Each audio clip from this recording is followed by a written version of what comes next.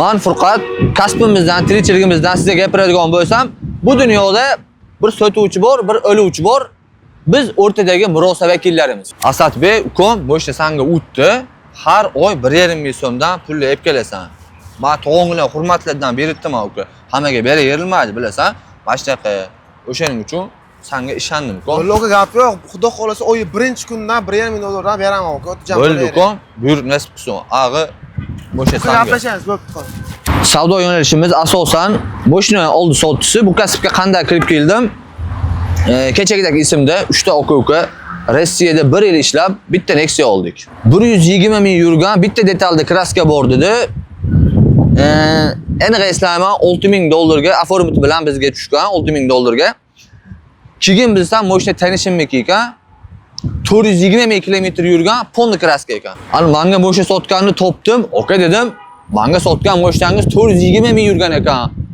Menga bitta detalda kraska bor dedingiz. Ponda kraska ekan desam, uka jon desanchi, sotishganda ham qiynalmasdan sotasan, o'z yurgan moshina.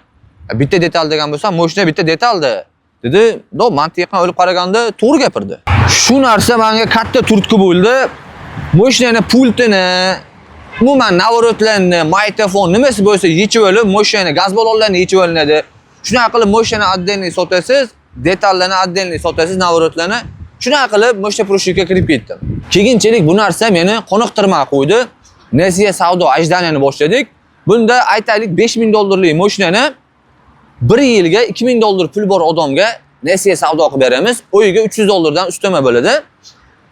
Odamlar shunga ko'nadi, hayron qolaman. Soqqa qilish boshlandi.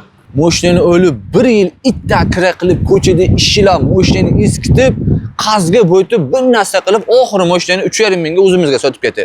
Aslida odamlar ich-ichidan biladi xato qilayotganini, moshina eskiligini, lekin bizga ishonish xohlaydi. Hozir yana shunaqa savdogarlar paydo bo'lgan. Moshinani bitta damasi 100 ta odamga sotadi.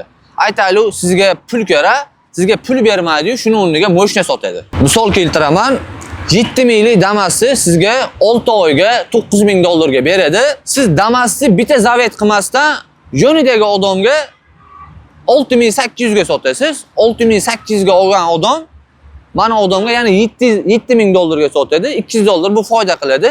Lekin bir puli borligi uchun sizga damasni 9 mingga sotasiz. Aga siz 6 oy har oy 1,5 ming dollardan diqqillaysiz. Shu usulda ular savdo qilishadi, siz pulli bo'lasiz.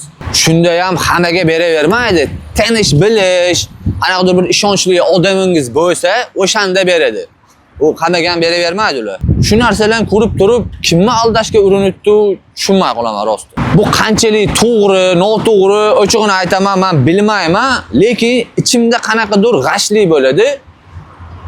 Ba'zida o'ylab qolaman, Xudodan bitta men qo'rqamanmikin, deb qolaman. Hamma yo'q nasiya, savdo, ajdaniya. Oldingi odamlar qanday yashagan, shunaqa narsalar bo'lmagan-ku. To'g'ri o'sha paytda eslayman, oshda go'sht bo'lmaydi, tuxum bo'ladi, lekin oshni maza qilib yeydi. Ana xudo sekinat ko'rdi. Aka 1 minut, o'z telefon kelib qoldi. Alo. Voy Furqat aka. Ha. Alo Asadbek bor-ku, telefonni olib olmadi. Yo'q. Topoldim, uyda ham yo'q.